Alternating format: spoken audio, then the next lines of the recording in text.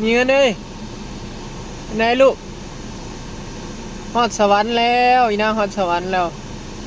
เล็กน้อยฮอดมอลูกแล้วก็มาฮอดสวรรค์พี่น้องแล้วก็มาฮอดปั๊มน้ำมันปตทนะแม่ของน้ำพาวเวอรี่ของน้ำไปกินไปสู่หมู่เนาะหมู่ฮู้จักคลินิกเนาะบอยบ่ฮู้ก็เลยไปสู่ผู้ก็จะฮู้เพิ่นเมื่อยพี่น้องแล้วสิเป็นจังไดเนาะถ้าไปฟังผลกวดพุ่นล่ะไปเอโกไปอีหยังเหรอเนาะหาหมออยู่ในคลินิกโอ้ยตะกะบาปพี่น้องเอ้ยบาดสิมาเจ็บย้อนรถเจ้าของเหยียบนั่งหอมอะไรพี่น้องกัดน้องน่ะยืนหลัดอยู่ในข้างรถเอื้อยน่ะให้แล้วน้องพะโดดหลีกเอื้อยนะพี่น้องพะโดดมาใส่รถแต่ว่ารถเหยียบนะตะกะบาปพี่น้องเอ้ยเจ็บทั้งในอยู่เลยพี่น้อง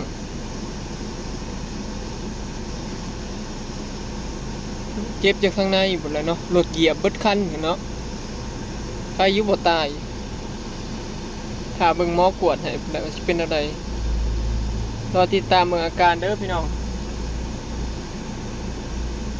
พาเพิ่นขึ้นมาฮอดพี่ในเมืองพี่ตัวเมืองสวรรณเขตพี่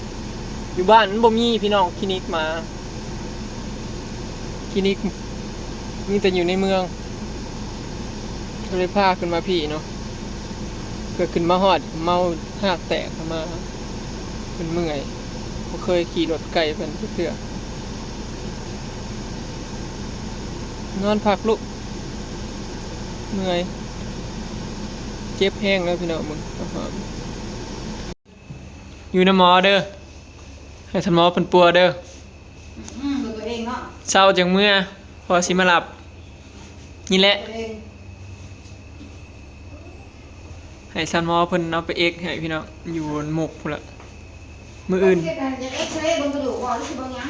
จะเอ็กซเรย์เบิ่งทางในนี่แหละเอาไปกวดเนาะไปสิเฮ็ดยังไงเฮ็ดไปสิซะกะจิคล้ายคือคนเนาะไปกวดจะเอ็กเบิ่งว่าเป็นอะไรทางในหั่นนะท่านหมออยากคาดว่าบ่เป็นหยังก็โดย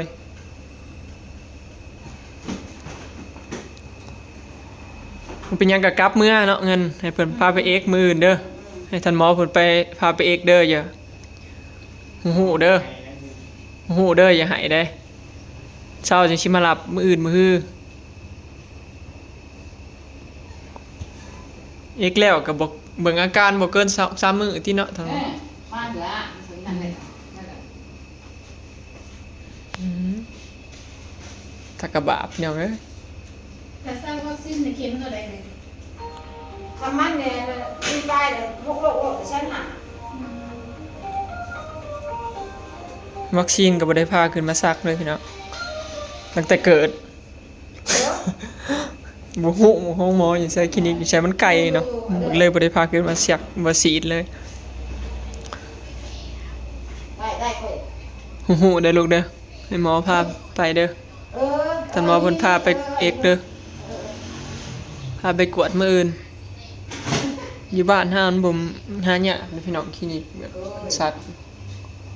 สวรรค์ก็มีแต่ในนี้บ่ได้จ่อยบ่ได้เปลี่ยนนะเรื่องกวดเรื่องเอ็กหยังก็พุ่นละอยู่สมุกพุ่นมื้ออื่นเพิ่นสิพาไปบ่จ่อยสิเปลี่ยนเสร็จใหม่แล้วบ่เสียเงินมาตัดเปลี่ยนบ่บ่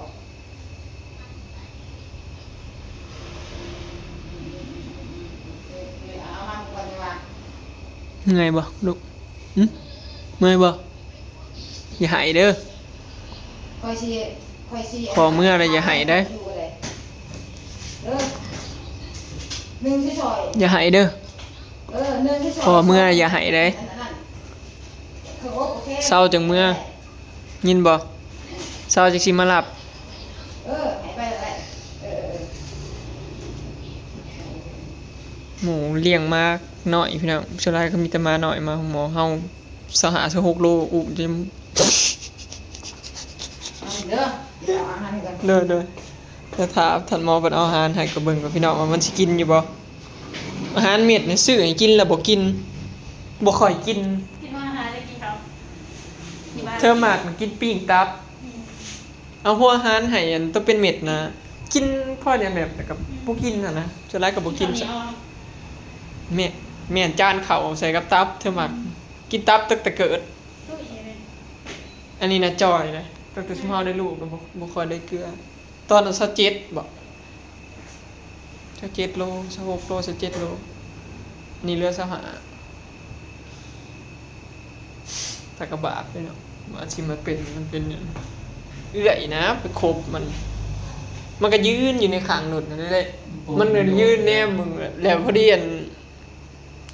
มาอีหอมแบบว่ากัดมันน่ะมันโดดมาใส่หน้ารถมันโดดหลีกเอื้อยนะพอดีมาเข้ารถพอดีเลย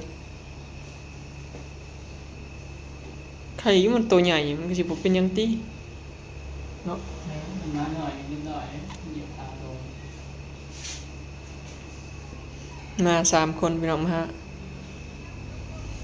หมู่เสี่ยวสลอยพามาบ่รู้จักทาง มากับเบาเล่เผื่อเมื่อบ่มีหมู่เว้า พระเจ้าอยากเองเลย เจ้าเหยียบเอง ผู้เจ้าเหยียบเองชั่วแห้งขนาด เงินมาเจ็บนะครับเจ็บเข้าจังนะ ได้ไปได้มาได้เด้อพระเจ้าอยากเอง ชั่วหาเจ้าของเนาะ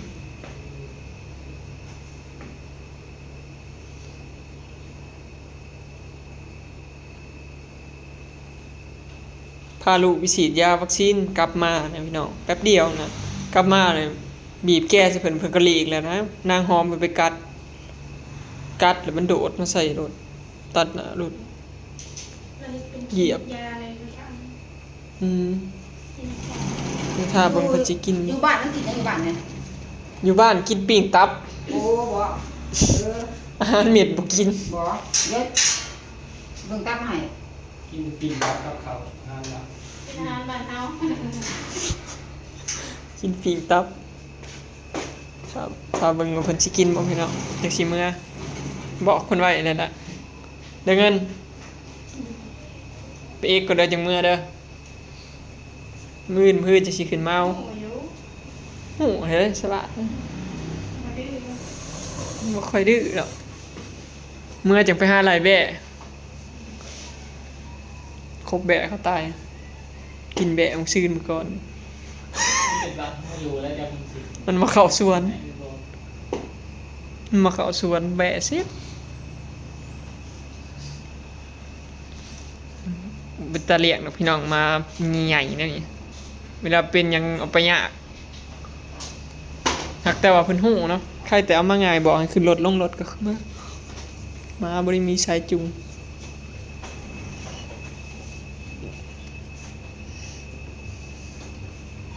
ก็สิบ่เบิ่งอาการก็สิบ่เป็นหยังดอกคิดว่ายังย่างได้อยู่พี่น้องย่างเองทำเองอยู่ถ้าติดตามมึง2มื้อ3มื้อแล้ว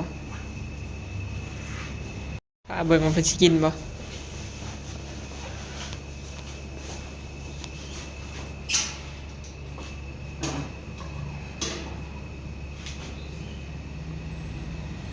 เฮ้ยมากินสับ ตาก่อนเธอกินอีกมั้ย กินแล้วซีนมา บ้าน ใช่แล้วก็พากันเบิ่ง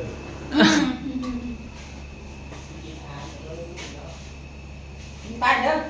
เฮ้ยไปลูกคุณฝากเด้อ2,000 บาทนะ กินไหมเงินเอานี่เอานี่ แม่ว่า ตัวแม่ อืม เอาเงินเอานี่เอาหนูกินโอ้ยบ่กินสับยังเจ็บอยู่ เล่นละ3 เข็ม เจ็บพวกนี้มันจะลงไปอย่างเอา แต่กระบาปโอ้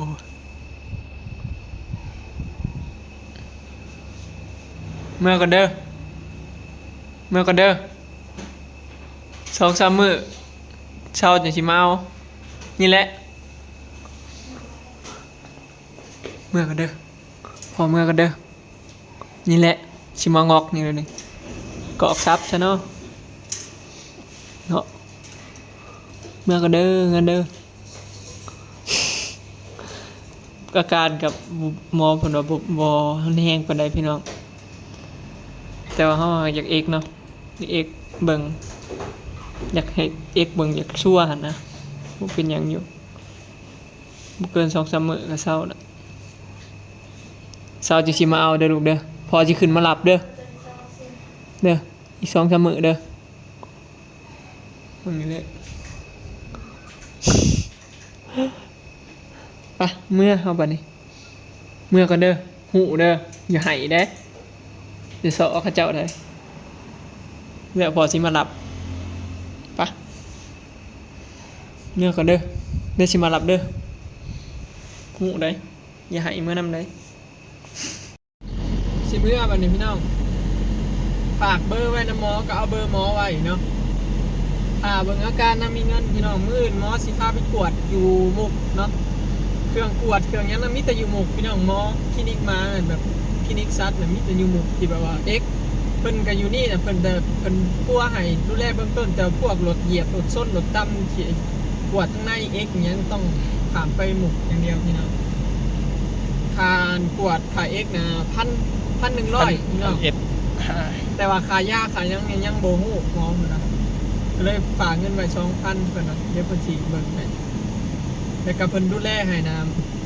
ฝากค่าฝากน้ำเพิ่นน่ะมื้อละ2มื้อเท่าใดเอ่ยมื้อละ200,000มื้อละ 200,000ค่าฝาก มื้อละ200,000พี่น้อง200,000กับประมาณ300 บาท มื้อละ300เพิ่นเกลือให้เพิ่นดูแลให้เพิ่นฉีดยาให้รวมทั้งค่ายาเพิ่นฉีดให้ ค่าข้าวค่าน้ำค่ายา เพิ่นก็เลยว่าเปลี่ยนซะ X นะพี่น้องบ่ได้ X แต่เพิ่นเปลี่ยนว่าเพิ่นสิเอาพาไปหาหมอให้อยู่พุ่นเลยให้หมอเพิ่นกวดให้เบิดทุกอย่างเลยแบบว่าบ่ได้ว่า X อย่างเดียวนะทั้งกวดทั้ง X นำเลยมื้ออื่นเพิ่นสิพาไปเองก็เลยเอาแบบนั้นเลยเนาะทั้ง X ทั้งกวดเลยสิเบิดเท่าใดยังบ่ฮู้พี่น้องเฉพาะค่า X 1,000 แต่ค่ากวดก็ยังอีกบ่ฮู้ ยัง ยา หลายกำลังอยากสิเบิดเท่าใด แล้วถ้าเบิ่งพี่น้องเป็นเราเบิ่งอาการ2-3 มื้อถ้ากินข้าวกินน้ำได้ปกติก็ขึ้นมาเอาเพิ่นเบิ่งให้ก็ว่าน่าสิบ่เป็นหยังแฮงดอก ว่าคันยังลูกโดดยังได้ปกติยังได้ปกติ แต่ว่าฝากไว้นำเพิ่นเดี๋ยวเพิ่นสิฉีดยาให้ทุกมื้อเพื่อสิก็นะเป็นได้แล้วตะกะบะอยู่พี่น้องแต่มาเฮาก็บ่เคยแบบสิมาแล่นตัดรถดอก เขาเพื่อนแต่ละเถื่อมันก็เข้ากับเบิ่งอยู่พี่น้องแต่ว่ามันกัดกันอันนี้มันเอื้อยนะให้นางเขาหอมนะให้น้องนะพอดีน้องมันโดดมาหลัดรถมันตกใจเอื้อยนะมันโดดมาหลัดรถนี่รถเดียวก็บ่ได้ว่าเหยียบไว้ขี่ไว้เดี๋ยวพี่น้องเขาเพื่อนนี่นะพอดีเหยียบแป๊บขามไปซื่อๆแต่ม้าเขามันตัวใหญ่ถ้าไปเหยียบถึงจุดสำคัญเรามันบ่เป็นหยังเขาอันถึงจุดสำคัญหมอเพิ่นว่ามันสิหายใจยากอันนี้มันก็ปกติอยู่บ่ได้อันนะบ่ได้มีอาการแบบน่าเป็นห่วงแฮงเพิ่นตอนแรกเพิ่นว่าให้เอามื้อก็ได้เพิ่นเอายามากินหยังแต่ว่าบ่ให้อยากฝากไว้นะอยากก็ไปกวดมันชั่วนะ เพื่อความชั่วสบายใจจังฮู้ว่าเจ็บเป็นอันใดบ่ทางในมีบ่อนหักบ่อนร้าวบ่กระดูก พี่น้องว่าสิมื้อเพิ่นแล้วว่าอยู่น้ำหมอกันเด้อไปดอกเพิ่นก็รู้จักความว่าเศร้าจังสิมาเอานี่แหละพี่น้องคนเลี้ยงมาคนมันแพงมาหักมาสิพอใจเลี้ยงก็เลี้ยงสำลูกสำลูกเขาอีแท้ เลี้ยงมันก็แพงมันผูกพันกับมันแพงพันลูกนั่นแหละ กำลังเดินทางเมื่อพี่น้อง กำลังสิกลับพี่น้อง พอดี3-4 โมง4 โมง กำลังจะกลับบ้านแล้ มี ว 2 โมงฝากเบอร์ไว้พี่น้องคันว่าเพิ่นบ่อยู่กับหมอเพิ่นสิโทรมาบอก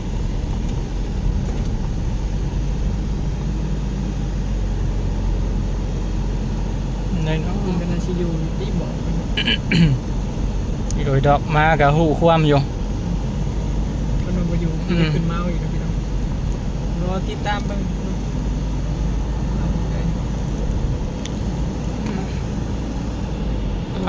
หมอบ้านเฮามันก็บ่มีนะพี่น้องมีแต่ขึ้นมาในเมืองพี่น้องก็จะกวดมีแต่ข่าวฝั่งไทยได้เบาเล่พามาเป็นหมู่พี่น้องพอได้มีหมู่เว้า ก็เป็นมา คุย มาผู้เดียวแหละขับรถมาเงาจะโล ม หมูนี่หมูว่าไปบ้านหนึ่งรับได้ยอดเลยอันตรายนะพี่น้องขับรถเรียมแบบนี้พี่เบาเล่เป็นขึ้นมาในเมืองพี่น้องเป็นขึ้นมาสื่อคลองแล้วก็เลยขึ้นมานำกันเลย